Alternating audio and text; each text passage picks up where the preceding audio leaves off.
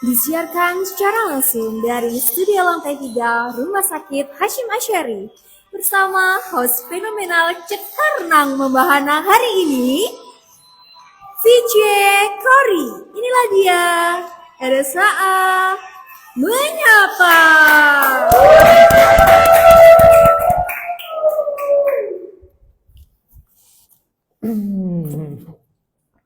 Halo, selamat siang sahabat RSA dimanapun Anda berada. Jumpa lagi bersama saya, Cory Suryowijoyo, dan 1 jam ke depan saya akan menemani Anda di acara tetap kesan kita di RSA Menyapa. Hari ini hadir di hari Rabu, tanggal berapa ya? Tanggal 7 di bulan Januari tahun 2026.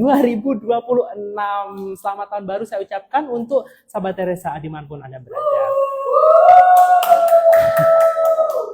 Dan jangan lupa hari ini Cory juga bagi-bagi hadiah untuk yang gabung langsung di Instagramnya Rumah Sakit Hashim Asyari atau TikTok atau YouTube-nya di @rs_hashim_asyari.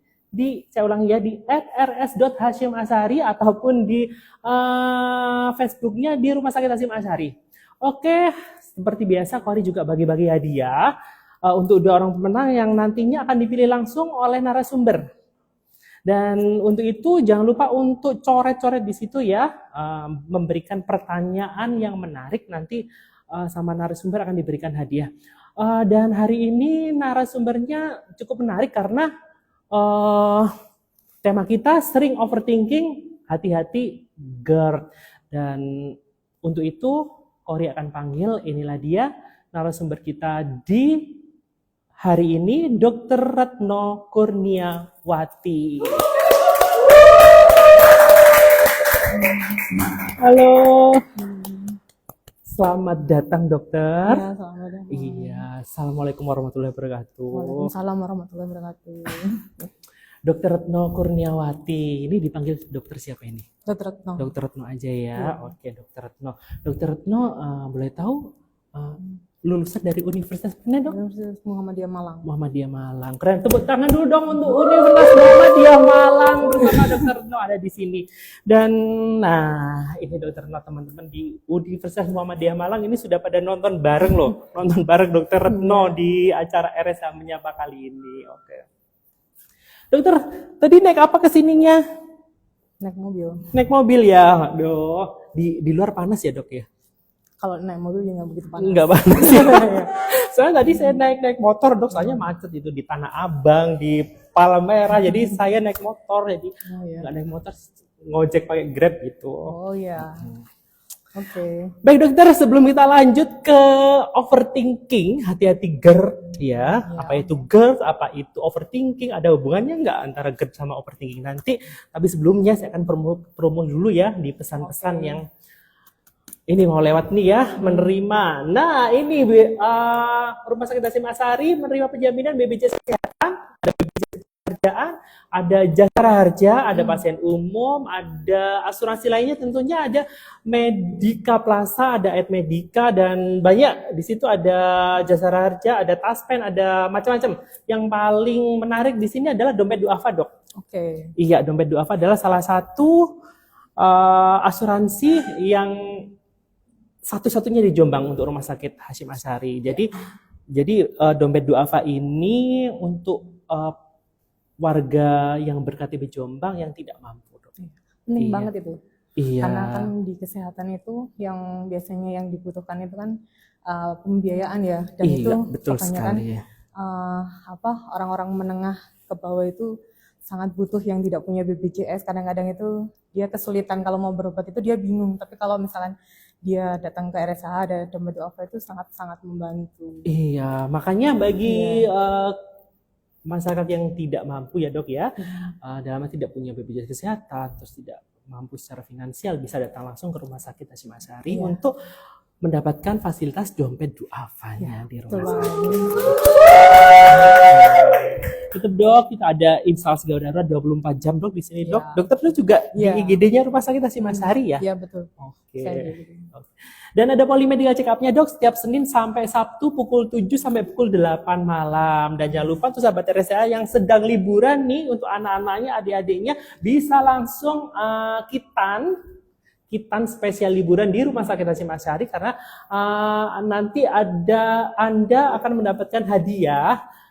Terus ada konsul gratis sama dokter spesialis dan dokter umumnya. Terus nanti sudah input pendaftaran dan obat-obatan, Dok.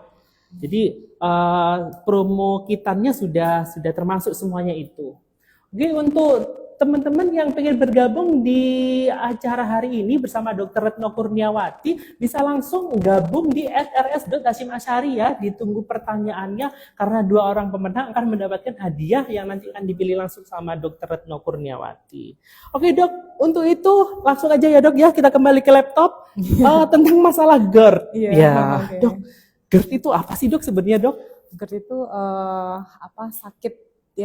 sakit lambung ya, sakit lambung yang dia itu sudah naik ke atas.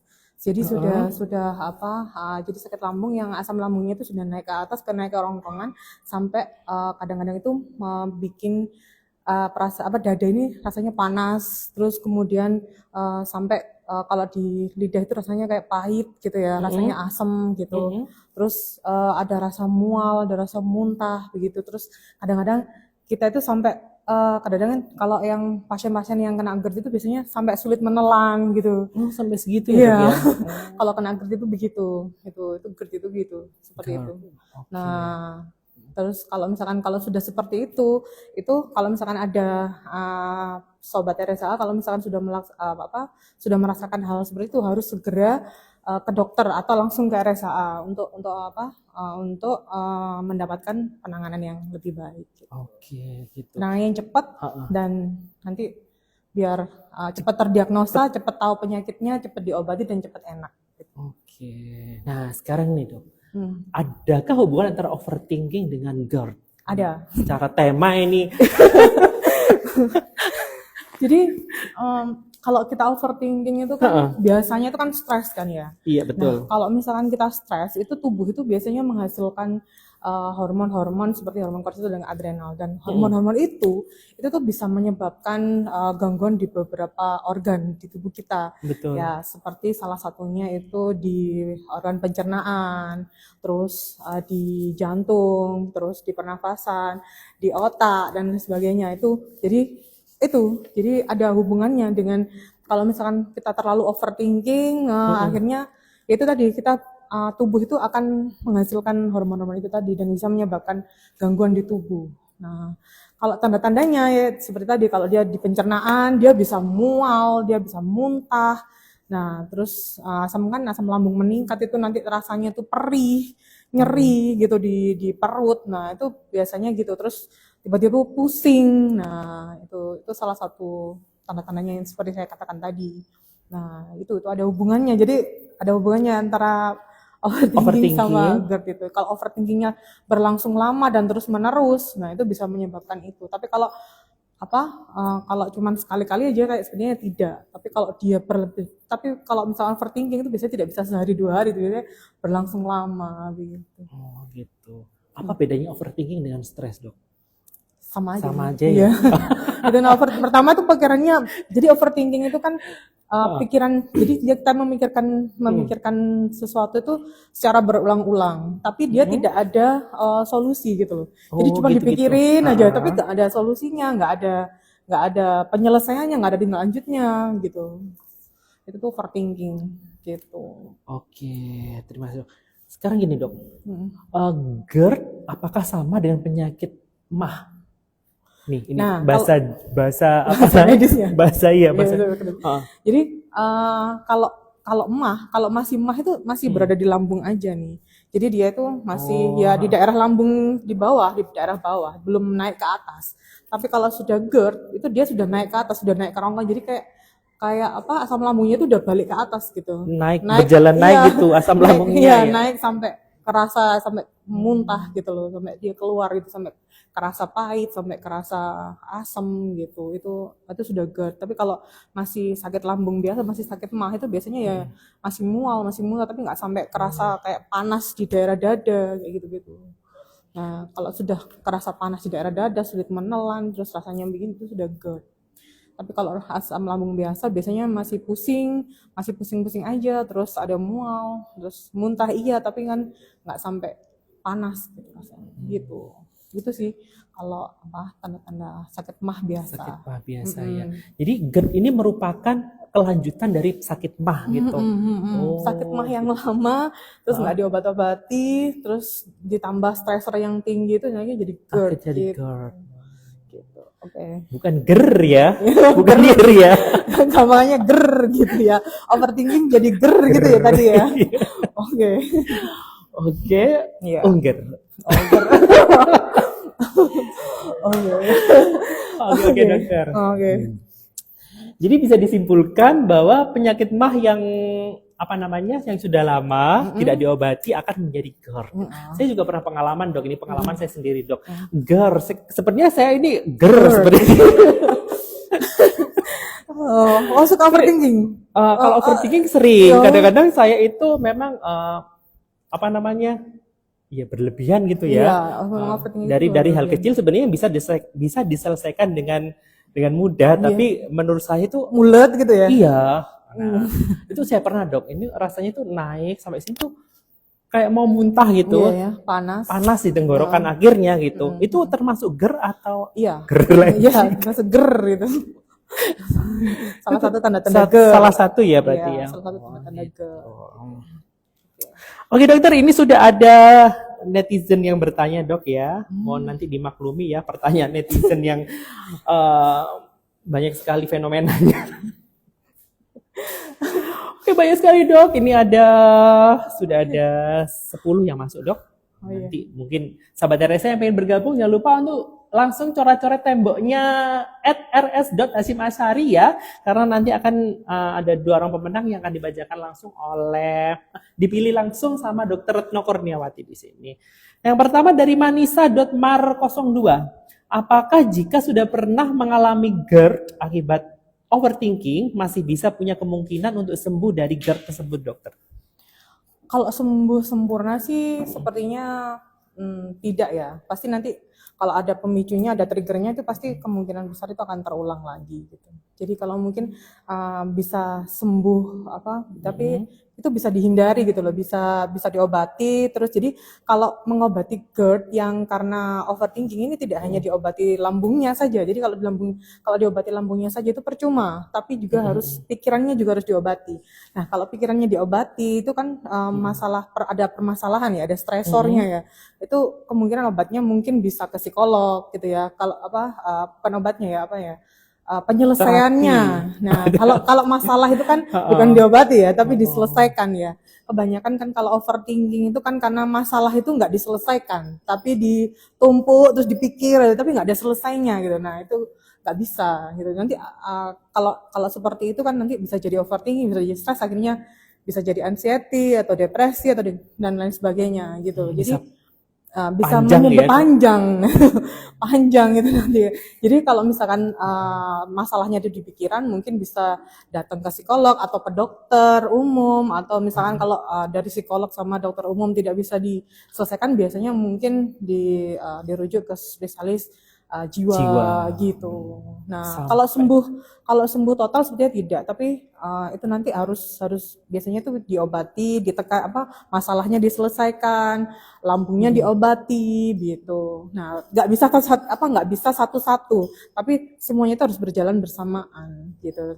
Nanti percuma kalau lambungnya diobati tapi masalahnya masih ada, tetap nanti kambuh ya dok ya. Iya betul. Jadi selain fisiknya diobati juga psikisnya ya dok ya. Iya, jadi harus saling berjalan bersama gitu. Baik sahabat RSA, jangan lupa untuk gabung langsung ya di @rs.hasyimashari ataupun di Facebooknya di Rumah Sakit Hasyimashari. Oke. Dan di sini dokter ada psikolog juga loh di Rumah Sakit Hasyimashari, hadir setiap hari Selasa dan hari Rabu jam 13 sampai jam 16 waktu Indonesia Barat, dan hari Kamis dan Sabtu. Hari Kamis sampai Sabtu. Kamis Jumat Sabtu berarti ya jam 8 sampai jam 12 pagi. Jadi pas ya kita ngomongin GERD, juga ada psikologi juga di Rumah Sakit Hasyimashari. Jadi ketemu dokter Retno untuk fisiknya, dan untuk psikisnya bisa langsung ketemu Mbak Frida di psikologisnya Rumah Sakit Hasyimashari.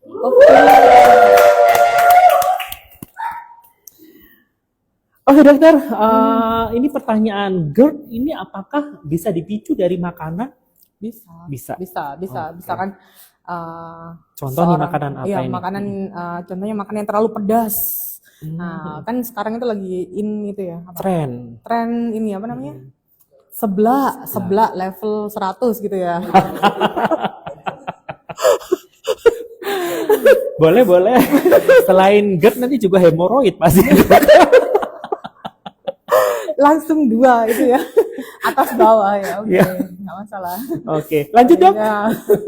Terus mungkin seorang peminum alkoholik. Peminum alkohol. Oh ya, alkoholik apa jenengan enggak ya? Enggak. Oh ya, alhamdulillah. Saya baik-baik dokter. Saya nggak mengkonsumsi alkohol dok. Oke, alhamdulillah. Ya, oke. Gitu, misalnya alkoholik, terus kemudian orang yang suka kopi ya, kopinya yang terlalu biasanya misalkan 1 gelas gini tapi kopinya sampai 5 sendok gitu mungkin. Nah, Kopi. kopi asli gitu loh. Kopi asli. Nah, Nah ini dok, kafeinnya kopi, yang tinggi ha-ha. gitu. Terus habis itu yang makan terlalu banyak, nah gitu biasanya bisa memicu itu sih. Oke, makanya terlalu banyak ini juga memicu GERD ya. Ini penontonnya ada di studio ini makanya sangat banyak sekali. Tadi saya lihat saya di ruangan itu, waduh, ini makan siang kayak mau apa itu namanya, bikin tumpeng gitu dok. Bener-bener nih Kak Mayang dan Kak Nungki nih. Dok, ini dapat salam juga. Ini ada yang nonton di Jakarta dok. Ada Dokter Zakaria dan Dokter Arya Dewanggana. Salam dari Rumah Sakit Hasyim Asyari.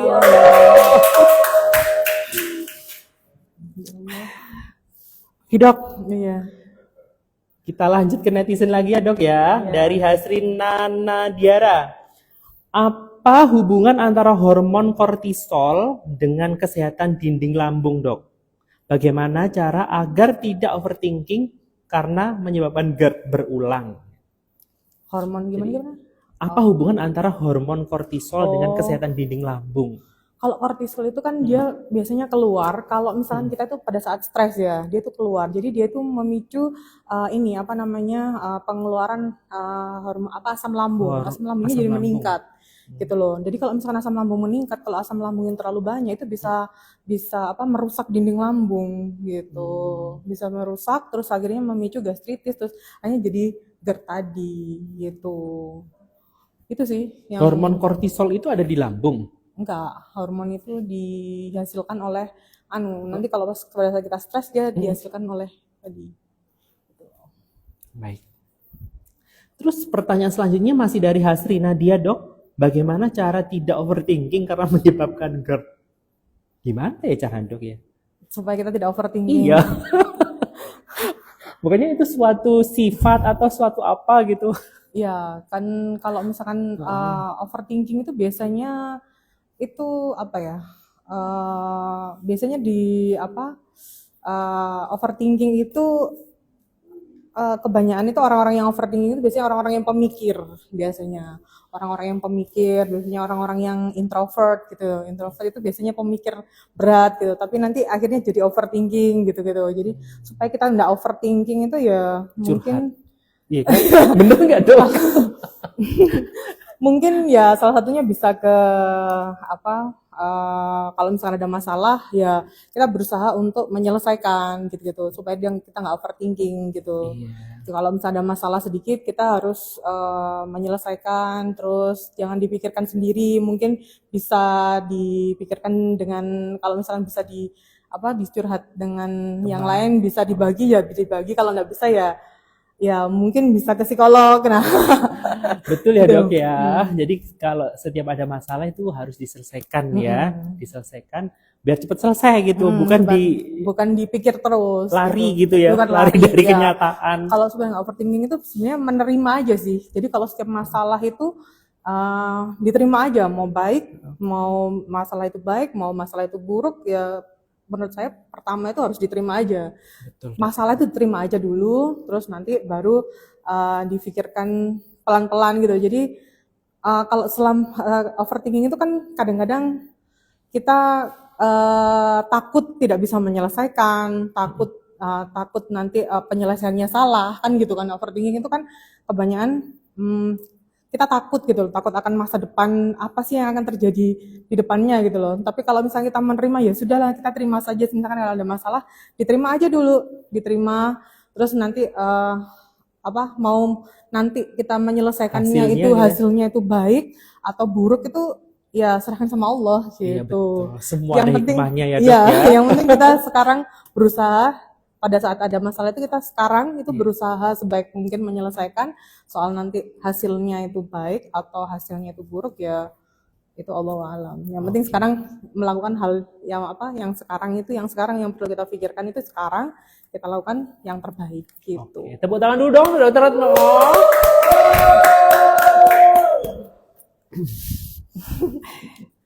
Oke.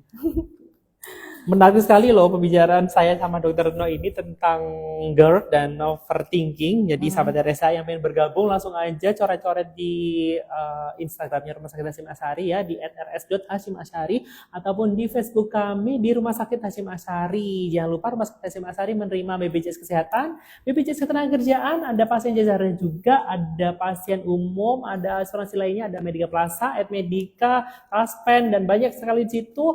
Terus ada yang paling spesial tadi dompet duafa. Untuk IGD-nya kita 24 jam. Ada polymedical check up Senin sampai Sabtu pukul 7 sampai pukul 8 malam. Dan RSA juga menyediakan RSA Point dan playground di Rumah Sakit Hasyim Asyari. Bagi teman-teman yang pengen ngopi, pengen itu. Tapi ngopi tadi boleh ya Dok ya? Boleh, tapi nggak boleh berlebihan. Nggak boleh berlebihan ya. Bisa ngopi-ngopi di RSA Point maupun bisa bermain-main dengan kids di playground. Banyak kids ini yang nonton juga kids semua dong. Oke, kita juga ada hotline yang pengen tanya-tanya tentang Rumah Sakit Hasyim Asyari, tentang pelayanan, tentang apapun itu, mau tema apapun. Besok nih misalkan nih di Rumah Sakit Hasyim Asyari, saya pengennya tema apa ya sama Dokter Retno lagi gitu. Langsung aja di hotline kami di 082224344438. Di situ nanti pasti kami akan langsung menjawabnya. Keluhan-keluhan sahabat RSA dimanapun Anda berada ya. Oke dokter, nah ini siapa saja dokter yang beresiko mengalami GERD? Siapa saja? Laki-laki, perempuan Semuanya palsu. Semuanya ya, nggak ada beda. Baik itu laki-laki. Nah, ini cenderungnya ke laki-laki atau perempuan dok sebenarnya dok kalau GERD? Kayaknya perempuan ya. 50-50. Oh perempuan. Kayaknya 50-50 ya perempuan ya. Kayak perempuan itu pemikir ya. Bukannya laki-laki yang sering mikir. Mikir istrinya besok belanja apa gitu. Ya? Itu siapa saja yang biasanya itu biasanya seperti orang gemuk, terus perokok, kemudian tadi yang suka makan orang-orang yang suka makan pedas, mengkonsumsi pedas tadi itu ya, yang biasanya, terus orang yang stres berat gitu, biasanya itu yang beresiko untuk kena GERD itu. Terus biasanya orang gemuk ya seperti saya itu biasanya kan makannya terlalu banyak gitu ya. Tapi dokter juga GERD nggak? Enggak. Tapi kan bisa punya penawarnya ya, punya penawar. Karena tahu banyak sendiri. Iya, benar dokter.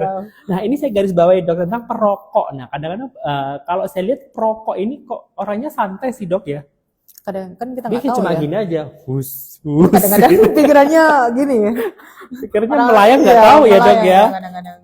Tapi kalau orang perokok itu lebih cenderung GERD nantinya. Kemungkinan besar ya bisa terjadi GERD gitu. Oke. Next kita kembali ke netizen ya dok ya. Dari Fahri Rasihan dok. Dokter, apakah teknik relaksasi seperti napas dalam, meditasi, atau manajemen stres terbukti membantu meredakan GERD?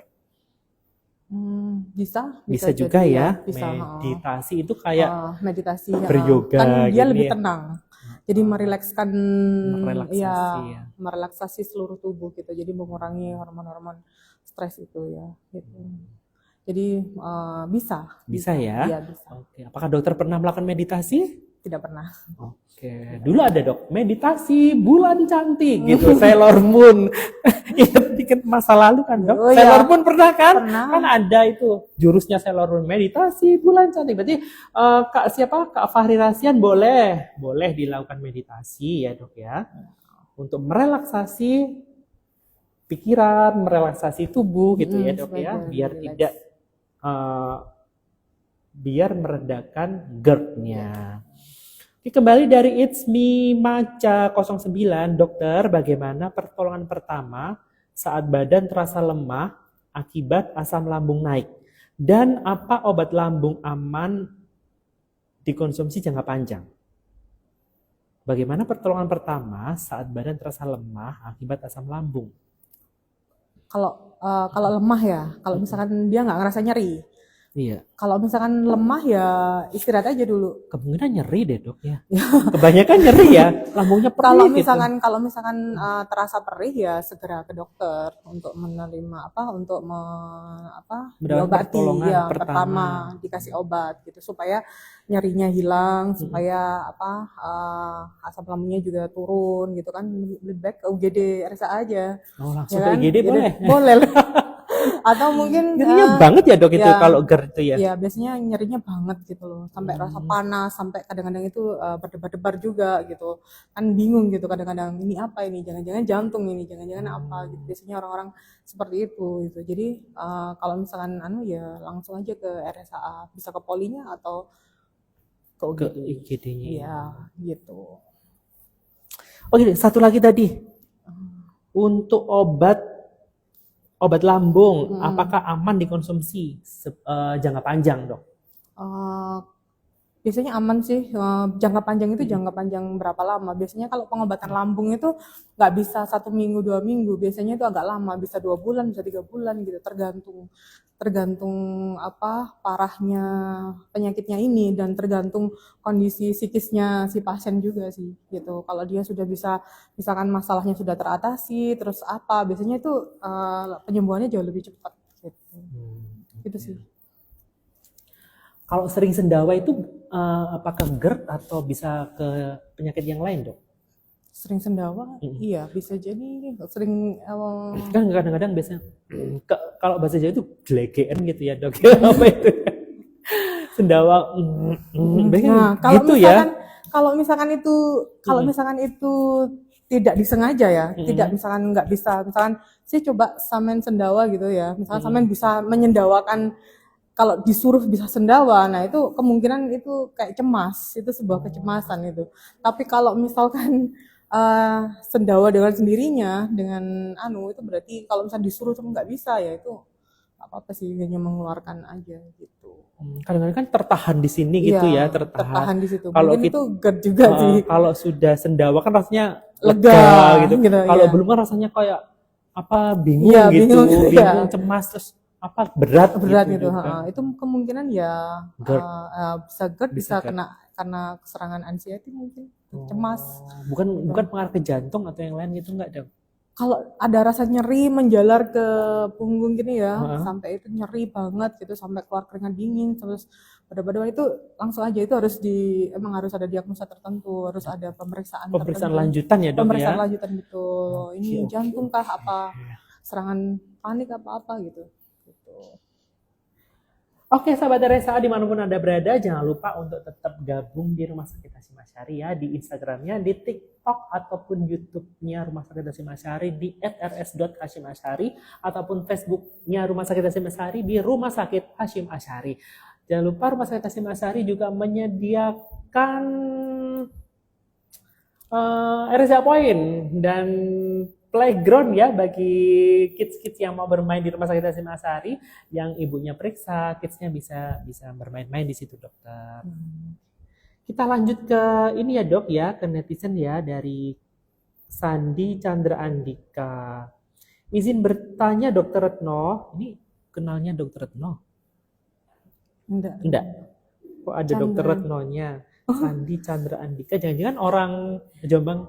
Dokter Retno dari mana Dari asalnya? Mojokerto. Dari Mojokerto. Oh.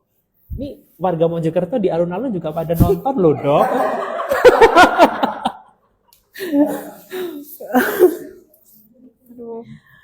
Jika sudah sering terlanjur sakit GERD, apakah boleh dok minum obat mah seperti Milanta? Seperti Milanta ya. Ini nggak apa namanya, bukan endorse ya dok ya. Habis ini langsung endorse. Terima kasih Dokter Retno, salam sehat dan sukses selalu gitu. Oh, Kakak gitu. Sandinya bilang gitu. Hmm. Gimana tadi? Apakah boleh minum Milanta? Iya, jika Pertolongan pertamanya. iya, jika Itu sudah boleh. sering terlanjur sakit GERD, apakah Boleh. boleh? Itu kan pertolongan pertama ya. Kalau misalkan terasa panas gitu minum aja Milanta nggak masalah. Nggak Nggak apa-apa ya. masalah, iya. Itu Nggak dosisnya masalah. berapa dok kalau Milanta? Kalau 10 mili. 10 itu cair ya dok? Iya. Kalau apa namanya bentuk 5 mili dulu juga boleh. padat 5 mili dulu aja. 5 mili dulu terus nanti kalau misalnya bisa naik jadi 10. nambah lagi. Iya. 5 mili aja dulu. 3 kali 5 mili. Kalau biasanya saya ini dok, saya sendiri tuh biasanya langsung minum kayak, kan ada dua itu apa? Kok ada dua? Antasida, Milanta Jenis tablet. antasida yang tablet itu ya, jenis tablet itu biasanya aku Dikunyah. langsung minum dua, langsung kunyah gitu. Itu Satu overdosis atau overthinking gitu? Overthinking kayaknya. Overthinking nanti habis minum 2 terus pupnya susah. Emang gitu? Ada kan efek sampingnya biasanya kalau enggak diare ya konstipasi gitu. Kalau nggak ada konstipasi gitu ya dok ya. Tapi sejauh ini saya masih aman-aman kok dok. Jadi biasanya saya minum dua gitu karena nggak tahan apanya gitu, kayak mau mual-mual gitu biasanya. Sering overthinking ya. Mungkin Hati-hati, ya. girl. kayaknya kalau saya ini harus konsul ke spesialis jiwa dok. Jiwa.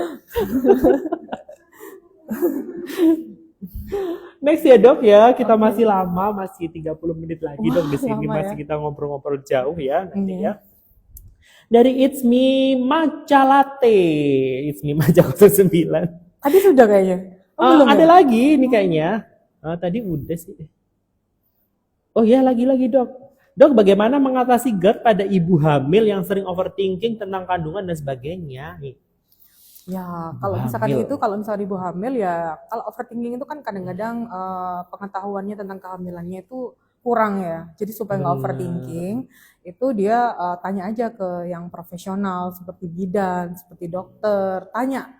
Jadi supaya tidak overthinking, jadi dia mendapatkan jawaban yang pasti gitu. Kalau overthinking itu kan orang-orang yang kadang-kadang cuma berpikir aja tapi nggak ada solusinya. Tapi kalau dia ada solusinya, itu insya Allah nanti overthinkingnya akan berkurang gitu. Jadi terus kadang-kadang orang-orang overthinking itu ya, overthinking itu kadang-kadang mereka itu sebenarnya gini, seseorang manusia itu kan punya kendali ya kadang-kadang, Betul, punya kendali iya dong. terhadap dirinya sendiri. Nah, tapi kadang orang-orang overthinking itu memikirkan sesuatu yang tidak bisa dia kendalikan, paham ya? Paham dok. Orang-orang dengan overthinking, orang-orang dengan anxiety itu kadang-kadang dia memikirkan sesuatu yang dia tidak bisa kendalikan, seperti segala sesuatu yang sudah terjadi atau yang belum terjadi. Nah, yang belum terjadi itu udah dipikirin sama dia. Padahal itu kan kalau kita manusia yang beragama itu kan sesuatu yang belum terjadi itu nggak usah kita pikirin, itu urusannya Allah gitu kan ya. Betul Sesuatu yang sudah terjadi itu namanya takdir kan ya. Betul. Kita nggak bisa merubah gitu.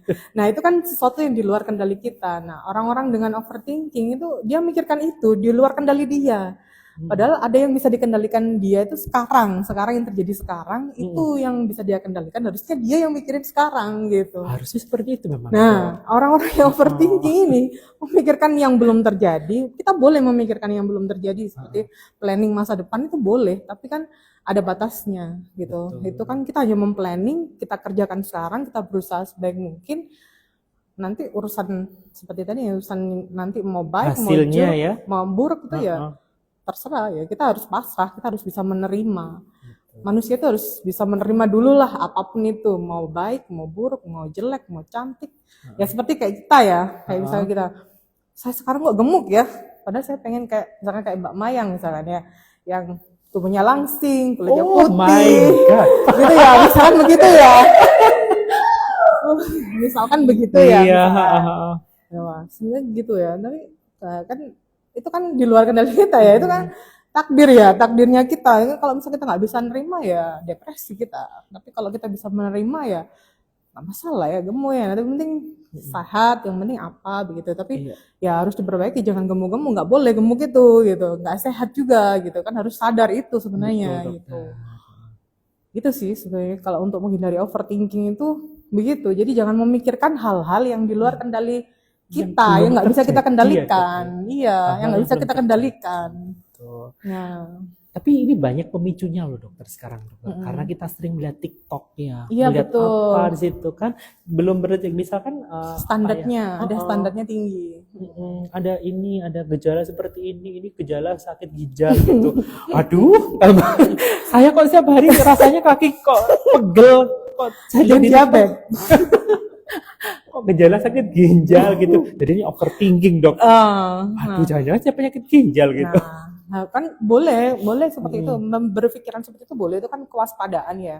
Tapi di kewaspadaan itu harus dibarengi dengan pengetahuan yang pasti, yang Iya, benar. betul. Tapi kalau kewaspadaan tapi tanpa dibarengi dengan sesuatu pengetahuan yang benar, dan sumber yang benar, akhirnya jadi overthinking, akhirnya jadi cemas, akhirnya jadi depresi gitu.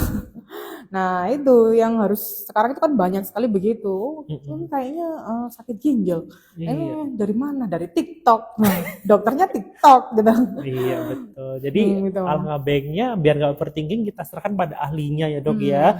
Jadi kalau mau pengen periksa ya silakan periksa ketemu sama dokternya seperti dokter Retno nanti biar bisa dijelaskan penyakit apa ini. Gitu. Jangan selalu overthinking. Kalau overthinking nanti jatuhnya sakit. Oke, enggak. Oh good. Yang ngomong-ngomong tadi Mayang ya dok ya. Saya ucapkan selamat dok kepada Mayang kemarin terpilih untuk memerankan tokoh Bu Slamet di serialnya Rumah Sakit Hasyim Oh Asari. ya, bagus banget ya. Iya, kita berikan applause dong. Ya, bagus banget aktingnya. Bisa naik di Kemarin- Oscar ya, Mas. Iya. Kemarin tuh banyak dok yang namanya audisi Bu Slamet, audisi pemilihan tokoh Bu Slamet Oh, iya. itu. Dan ada kalau nggak salah itu ada 3 orang yang masuk di 3 besar Oh, dan oke. pada akhirnya produser milihnya Mayang sebagai yang berperan Kenapa sebagai ini Bu Slamet. salah satu alasan kenapa bisa terpilih? Karena cocok banget dengan Pak Slamet atau gimana? Karakternya hampir mirip sih sama yang maksudnya Tok Bu Slamet ini punya karakter yang hampir mirip sama Mayang gitu. Oh, Jadi produser milih Mayang ya karena hal itu gitu. karena mirip. actingnya memang bagus gitu ya. Kalau aktingnya sih kalau menurut saya pasti bagusan saya sih dong. Kenapa nggak jangan ya yang jadi Bu Slametnya ya? Sebenarnya awalnya saya ditawari sama produser jadi Bu Oh, Slamet, tapi untuk apa ya nanti terjadi apa namanya itu? Apa dok? Apa? Apa? Aduh, pusing gue. Nge-freeze. Apa? Nanti banyak pro kontra gitu, Oh. banyak kontranya gitu. Akhirnya membuka audisi untuk peran Bu Slamet itu dan akhirnya yang karakter yang hampir mirip jatuh pada Mbak Mayang. Oh. Akhirnya produser dari RSA Production di Rumah Sakit Hasyim Asari memilih Mayang sebagai Bu Slamet. Wow, Ya, ya, tepuk luar tangan dulu biasa ya. dong. Itu nanti bisa berlanjut ya. Itu Iya. episode pertama. Episode ketiga ya episode sudah. ketiga. Episode Berarti pertama. masih ada episode yang lainnya ya. Iya, tunggu nanti setiap akhir bulan nanti akan tayang. Oh ya, Setiap luar akhir biasa bulan ya. Nanti ada episode 4 dan Selanjutnya. selanjutnya. Oh ya. Itu pasti akan Ceritanya bersambung loh sampai terasa ditunggu ya Pak Slamet the movie-nya nanti bisa tayang juga di bioskop nanti. Wah, luar biasa ya. Oke dok, kita kembali ke netizen ya dari Hasri Nadiara. Dokter, mengapa saat overthinking saya cenderung ingin mengonsumsi yang memicu asam lambung? Mengapa? Mengapa? Iya. Mengapa saat saya overthinking saya cenderung ingin mengkonsumsi Seperti makan pedas gitu ya. pedas, kopi gitu. Ya, supaya mungkin untuk mengalihkan ini ya. Jadi mungkin pikirannya cari sesuatu yang lebih panas begitu.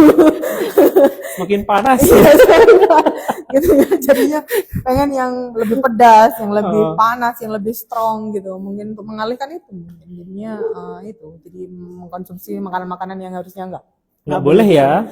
jadinya lebih dikonsumsi begitu. Mungkin begitu ya. Gitu ya. Mm-mm. Tapi alangkah baiknya tidak, Tidak ya. Tidak, alangkah baiknya tidak Tidak, mengkonsumsi itu. Untuk mengalihkan biar nggak mengkonsumsi itu harus makan apa dok? Kira-kira dok yang baik? Untuk tidak mengkonsumsi ya Makan buah? boleh. Makan buah, coba dialihkan dengan makan buah, bikin jus atau apa gitu. Gitu Supaya ya. jauh lebih tenang, mungkin ambil nafas yang dalam, terus ini nggak apa-apa, tenang gitu, menenangkan diri itu, tenang. Jadi kalau overthinking tenang, tubuh saya aman gitu. Terus tarik nafas yang panjang, keluarkan, tarik nafas panjang, keluarkan, gitu ya. Iya, meditasi tadi ya, lebih yoga meditasi gitu supaya ya. tidak mengkonsumsi hal-hal yang Sebenarnya dilarang gitu Dilarang, ya untuk betul. yang GARD. gitu. Oke, lanjut netizen ya dok ya. Masih Banyak dari banget ya. Sandi Chandra Andika. Ini tanya lagi nih kakak Sandi nih. Izin bertanya dokter Retno, kapan sih GERD itu dikatakan berbahaya? Agar kami para pasien bisa lebih aware dan tidak sembarangan makan dan hidup sehat dokter. Terima kasih dokter Retno, salam sehat. Sehat selalu juga untuk kakak Sandi. Ya, kalau misalkan tadi itu sudah misalkan terasa panas, terus jantung berdebar-debar, terus keluar keringat dingin, terus habis itu kalau misalkan sudah nyampe sudah pusing, sudah mual muntah, berarti itu sudah harus ke Instalasi IGD, gawat ya, darurat instalasi ya, gawat Dok, ya. darurat. Jadi apakah ini GERD ataukah ini ada penyakit lain penyerta gitu yang harus segera ditangani gitu. Oke Itu ya. sih kalau ada tanda-tanda itu tadi. Oke ya kakak Sandi, silakan kalau kakak sudah merasakan hal-hal yang tadi dibicarakan sama Dr. Rono, bisa langsung ke instalasi gawat daruratnya Rumah Sakit Hasyim Asy'ari 24 jam. Nanti juga ketemu sama Dr. Retno kalau pas jodoh. Sudah punya jodoh. Sudah punya jodoh.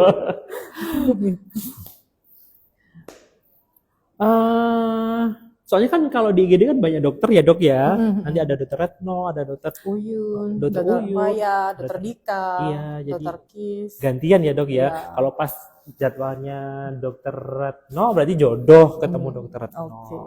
Itu ya. Iya. Nih ada lagi dari Adishoot 004. Dokter tanya yang pertama, mengapa beberapa pasien GERD punya nyeri dada mirip serangan jantung meskipun endoskopi esofagus normal? Kenapa? Mengapa beberapa pasien GERD punya nyeri dada mirip dengan serangan jantung meskipun hasil endoskopi esofagusnya normal? Nyeri ya, memang itu kan karena ada asam lambung kan yang dinamakan GERD itu kan asam lambungnya naik.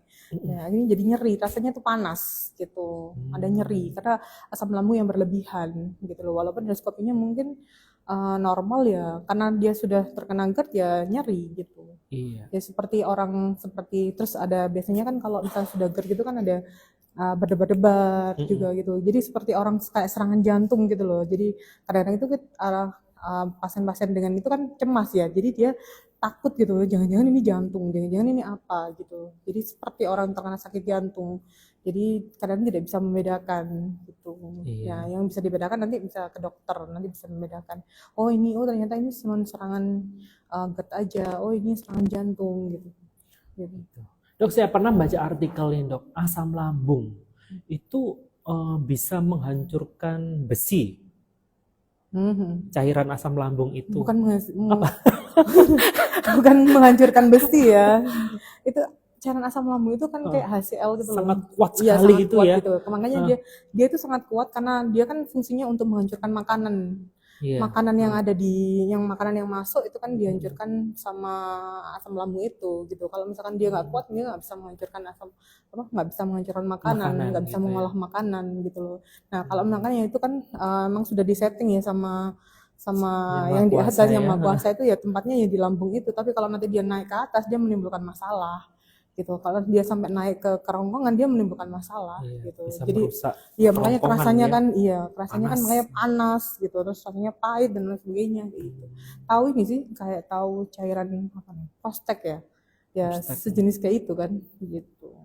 Biasanya orang mau bunuh diri itu minum Porstek itu berarti antara asam lambung ketemu dengan Porstek itu bereaksi gitu dok ya. Gitu. Oke dokter gitu. Masih dari Kakak Sandi Chandra Andika ini intens sekali loh dok ya Kakak Sandi ini perlu nanti dikasih sesuatu. Izin bertanya Dokter Retno, bagaimana cara membedakan sakit GERD, sakit perut melilit, dan sakit perut karena diare? Terima kasih. Ada 3 sakit perut nih. Sakit perut karena GERD, sakit perut melilit itu karena apa dok? Dan sakit perut karena diare. Nah, cara membedakannya gimana dok? Biasanya kalau sakit perut karena GERD biasanya ada perihnya ya, ada perihnya, ada panasnya itu. Perih di lambungnya. Perih di lambungnya, ada panas gitu, rasanya kayak panas kebakar gitu kan. Nah, kalau nyari yang karena diare melilit itu biasanya nyerinya hilang timbul ya. Kadang kalau pas dia nyeri, kalau pas nggak nyeri gitu. Jadi kalau nyerinya hilang timbul kalau pas diare gitu. Senep gitu kan. Kalau diare sepertinya nyerinya di bawah ya dok ya? Iya, jadi muter gitu loh. Di bawah dan panik nyari WC gitu. Iya, kayak gitu. Gitu ya. Jadi kalau GERD itu nyerinya di daerah atas. Ke atas ya. Gitu rasanya panas gitu Panas tadi biasanya. itu. Terus perih gitu biasanya gitu. Itu biasanya kan GERD, beda dengan yang lain gitu. Next dari Faisal Dr. Harja dok. Apakah mungkin GERD menjadi tanda bahwa tubuh sudah lelah secara mental, bukan hanya masalah pencernaan? Iya. Bener ya dok? Iya. Jadi bisa dibahas ya. Iya. GERD itu lebih ke psikis ya, lebih ke mental gitu ya. Masih baik. Ya, jadi kan kalau misalkan itu mana ada hubungannya kan? Iya, ada hubungannya. Cuman ya itu mungkin kan sudah lelah ya. Iya, memang iya. Jadi kan itu kayak hasil akhir gitu loh. Jadi karena sudah nemen terus akhirnya berefek kepada tubuh gitu. Jadi kan stresnya karena terlalu tinggi tadi itu ya. Jadi efeknya sampai jadi GERD. Betul. Gitu. Berarti betul ya Bang ini lelah secara mental. Lelah secara mental. Iya, jadi mental juga harus disembuhkan, ya di-charge. Kalau ada masalah diselesaikan gitu ya. Ya. Kembali ini ada lagi dok dari Nurwinda Rahma. Apakah GERD bisa menyerang anak-anak dokter? Dan bagaimana pencegahannya? Bisa? Emang bisa anak-anak? Kalau GERD anak-anak berapa persen? Anak-anak yang seperti apa dulu ini? Anak-anak yang usia berapa, terus anak-anak yang ada masalah kah, kayak gitu-gitu. Ada mungkin anak-anak yang mengalami pembulian atau apa, itu kan stresnya tinggi. Nah, mungkin bisa jadi seperti itu. Bisa jadi seperti itu karena dia tidak bisa mengatakan keluhannya mungkin. Jadi ya mungkin belum terdiagnosa karena dia tidak bisa mengatakan keluhannya. Kadang-kadang anak-anak kan tidak bisa menginterpretasikan, saya ini loh sakitnya tuh begini dan begini gitu kan, nggak bisa gitu. Iya benar. Kalau misalkan dia sudah punya kayak merasa tersakiti kayak apa gitu, ya. Iya, tapi kemungkinan bisa ya. Ya kemungkinan mungkin bisa. Ya. Apakah mengkonsumsi madu bisa menyembuhkan GERD? Mengkonsumsi madu bisa menyembuhkan GERD. Madu itu manis ya? Iya. Manis. Kalau ya madu itu. Kalau madu bisa menyembuhkan GERD itu yang setahu saya kalau GERD itu ya pakai obat-obatan medis gitu ya. Kalau misalkan madu itu kan hanya mungkin pendampingnya aja gitu, pendamping obat-obatan apa yang ada di yang obat-obatan medis gitu. Ya, pendamping aja. Kalau untuk menyembuhkan itu madunya itu ada obatnya ya, gitu ya. Enggak, maksudnya ada isinya itu apa aja itu loh, di dalam madu itu komposisinya itu apa aja ya gitu. Kalau untuk menenangkan aja untuk sementara ya mungkin menenangkan aja mungkin ya. Kalau mengobati kayaknya masih perlu ada penelitian lebih lanjut kayaknya. Betul, iya. Ya. Tapi tetap tadi ya obatnya 2 ya. Untuk menangani GERD berarti harus ada obat dan pikirannya harus disembuhkan juga. Juga, iya gitu. Kalau itu penyebabnya dari stres gitu. Sumpah nih, Sandi Chandra Andika ini keren banget loh ya. Jadi udah Siapa berapa sih? kali? Siapa itu? Nggak tahu, ini kayaknya penggemar setianya Kakak Mayang nih. Izin bertanya Dokter Retno, apakah terlambat makan dan sering minum minuman mengandung soda seperti Sprite and Fanta ini bisa menyebabkan GERD? Bisa kalau Bisa ya? terlalu sering, dia gastritis dulu sih biasanya. Kalau sering terlambat makan gitu biasanya gastritis Gastritis dulu dulu. Gastritis dulu. Kalau misalkan saking seringnya akhirnya merusak katupnya itu akhirnya jadi GERD gitu. Itu sih kalau terlalu sering terlambat makan, terlalu sering mengkonsumsi soda-soda itu, tapi itu juga bisa mengganggu yang lain loh kalau kalau minum-minuman seperti itu bisa jadi diabetes dan lain sebagainya. Iya. Mm-mm. Ngomong-ngomong tentang terlambat makan nih dok, Mm-mm. kalau kita lapar terus nggak kita makan, itu kok tiba-tiba hilang ya perasaan laparnya? Itu kenapa dok? Apa gimana? Ketika kita lapar kan harusnya kita makan. Nah, saat itu kita nggak makan gitu, karena kesibukan apa, terus akhirnya kita lupa makan. Ya mungkin karena kesibukan itu, karena kan dialihkan yang lain, Nah, karena pikiran kita teralihkan, jadinya kita. tapi akhirnya nggak lapar Iya, gitu dok. akhirnya nggak lapar. Tapi kan asam lambung tetap ada di sana, dia tetap keluar. Nah nanti kalau misalkan itu sering terjadi, itu bisa menyebabkan gastritis. Karena kan yang seharusnya, jadi kan gini, asam lambung itu dia keluarnya itu sebenarnya bisa dikontrol. Coba aja ya, kalau orang puasa itu biasanya asam lambungnya, kalau sakit lambung itu biasanya dia sembuh. Kenapa? Karena dia biasanya kalau kita puasa itu kan kalau kita puasa itu makannya kita itu teratur. Jadi kalau makannya kita itu pasti pas sahur sama pas berbuka. Kalau pas sahur misalnya 3:30, kalau pas berbuka misalnya 5:30, itu pasti jadi jam-jam itu. Dan pasti kan makanannya juga segitu-gitu aja kan, nggak mungkin yang terlalu banyak gitu. Jadi pas porsinya ya pas, terus jamnya juga pasti pas jam itu gitu kan. Jadi itu nanti akan sembuh karena mengontrol tadi tuh asam lambung itu terkontrol di jam-jam itu dia pasti keluar. Jadi kalau misalnya gini, kalau hari ini kita makan 3 kali. Misalkan hari ini kita makan 3 kali di jam misalkan jam 6 pagi, terus habis itu jam 12 siang, terus habis itu jam 6 sore. Nah, terus banyaknya itu 1 piring. Ya besok itu kemungkinan di jam-jam itu dia akan keluar.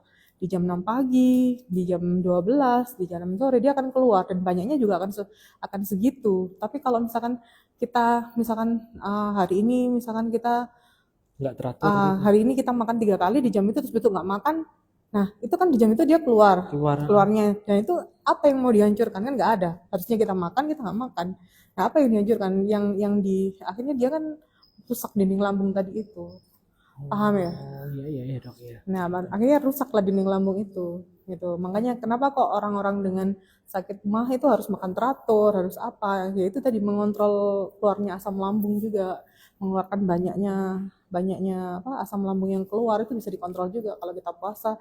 Makanya kalau orang dengan sakit lambung itu kan harus benar-benar Sesuai ritmenya gitu ya. ritmenya, terus anunya semuanya gitu, supaya asam lambungnya nggak terlalu berlebihan gitu sih. Kalau saya biasanya selalu mengedukasi pasien-pasien begitu. Jadi kalau waktunya makan ya makan gitu ya, besarnya ya segitu-gitu aja supaya. Tapi kalau misalkan kemarin kita makannya sepiring, harusnya misalkan taruhlah asam lambung yang keluar misalkan 30 mili gitu ya, 30 mili misalkan taruhlah. Nah itu terus habis itu kita sekarang hari ini kita makannya jadi 2 piring, yang harus 30 mili jadi nambah lagi. Nah, besoknya harusnya 2 piring juga, kalau enggak nanti dia kan keluarnya nambah gitu. Ya 30 mili tapi bisa 60 mili, bisa berapa mili gitu. Jadi harus ditata gitu kan, harusnya yang kalau mau sembuh bagus ya. Yang bagus. Makanya kalau puasa itu kan kebanyakan kalau orang sakit lambung itu sembuh karena jadwalnya pasti di jam-jam itu. Terus biasanya banyaknya makanan ya gitu-gitu aja. Gitu. Baik, terima kasih dokter ya. Iya. Sarannya ini ada lagi dari Nurwinda Rahma. Dok, apakah GERD bisa sembuh total? Apakah termasuk penyakit berulang? Tadi sudah ya. Sudah ya. Iya. Sebenarnya kalau sembuh total tidak ya, tapi kalau dikendalikan bisa. Kalau dikendalikan bisa tadi itu ya, pokoknya dia triggernya nggak apa namanya, triggernya nggak ada ya, dia akan baik-baik saja gitu. Dia tidak akan timbul gitu. Ini yang menarik dari Eftia Rahma, Dok, ada lagi, apakah GERD bisa berpengaruh ke organ pita suara sehingga menyebabkan adanya perubahan suara, Dok? Kalau GERD ya, kalau misalkan tadi sampai Menyerang bukan menyerang pita iya, suara. ya kalau misalkan pita suara itu biasanya kalau dia pas cemas ya, tiba-tiba kan suaranya itu kayak hilang gitu. Jadi kan tadi kan ada kesulitan menelan, terus habis itu kan kalau dia pas apa namanya, kalau dia pas GERD itu biasanya, kalau GERD menyerang itu biasanya dia kan cemas, terus tiba-tiba suaranya hilang tuh bisa. Gitu. Mekanismenya itu Cuma sebatas hilang, tapi nggak merusak pita suara ya, Dok ya? tidak, Yang bisa merusak pita suara bukan GERD? bukan Ya, ada penyebab lainnya. penyebab lainnya. Oke, masih berapa jam lagi? Oh, masih 3 jam lagi ya, Dok. Dari Colmi_Risma 9, dokter mau bertanya apakah overthinking juga menyebabkan darah tinggi atau hipertensi? Bisa. Kalau bisa ya? overthinkingnya berlebihan dan dalam jangka, terus kalau overthinking itu biasanya kan bisa menyebabkan nanti kalau malam sulit tidur, sulit apa gitu kan. Tadi terus akhirnya kalau dia susah tidur, dan tensinya jadi naik gitu kan. Terus tadi kan ada, kalau misalkan overthinking kan tadi menyebabkan dari hormon-hormon tadi yang keluar tadi ya, kortisol itu nah itu bisa menyebabkan tensinya jadi naik gitu. Gitu sih. Oke, jadi berkesinambungan ya, Dok ya. Oke, lanjut. Masih ada berapa lagi, Kak? Masih satu lagi ya. Satu lagi ya, dokter. Pertanyaan dari Lucy_SW. Dokter Retno izin tanya. Suami saya ansietas, cemas berarti ya, dokter? Ya. Berat, dokter. Suami saya cemas berat, dokter. Kalau minum obat untuk lambung terus-menerus, boleh nggak, Dok? Soalnya dengan itu bisa reda, Dok. Ya boleh kan. Terus-menerus itu seperti apa terus-menerusnya gitu? Apakah setiap hari begitu atau cuman pas kambuh aja terus dia minum, ya nggak masalah kalau pas dia kambuh. Kalau nggak dikasih itu kan nanti malah menyakiti ya, tambah stres nanti kalau dia kesakitan gitu. Nggak apa-apa kalau misalkan dalam jangka waktu yang kalau misalkan pas kambuh dia minum itu ya nggak masalah. Tapi kalau kan makanya tadi kan kalau misalkan sudah anxiety itu kan pasti ada ininya, harus ada pengobatan lebih lanjut, di pikirannya juga harus diobati supaya nggak mengkonsumsi obat dalam jangka waktu yang panjang gitu loh. Kalau sudah anxiety kan harus ke dokter jiwa, harus diobati semuanya gitu. Iya. Jadi ini mending konsul ke dokternya ya, biar gitu. lebih efektif untuk penanganannya. Iya. Oke. Baik, dokter, kita sudah sampai di penghujung acara habis ini ya. Untuk itu yang terakhir nih, dokter pesan-pesan dulu kepada sahabat RSA. Jadi kalau misalkan sakit GERD itu, jadi tidak hanya diobati GERD-nya, tapi juga diobati pikirannya ya, diselesaikan pikirannya supaya nanti kalau misalkan jadi penyelesaian, ada penyelesaian gitu loh di dalam sakitnya, supaya tidak overthinking terus menerus, supaya tidak terjadi ke GERD gitu. Jadi tidak hanya diobati GERD-nya tapi juga pikirannya begitu. Selalu berpikir positif, selalu semangat, selalu kerjakan saat ini, nggak usah berpikir yang macam-macam. Oke, tepuk tangan dulu Dokter Retno.